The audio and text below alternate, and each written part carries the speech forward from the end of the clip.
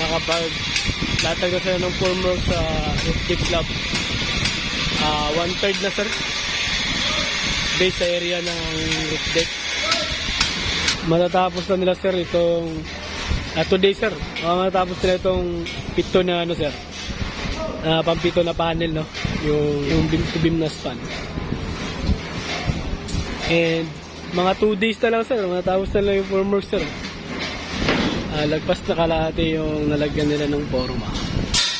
1, 2, 3. So 4 na panel na lang sir, no, yung hindi pa. 2 span na lang yung walang forms, walang forma, no. Tapos ito nila formahan sir, no, yung mga formwork sa slab. So ang balance na lang sir, mga siding ng beam, no. Ayan, siding ng beam at saka sa ledge sir.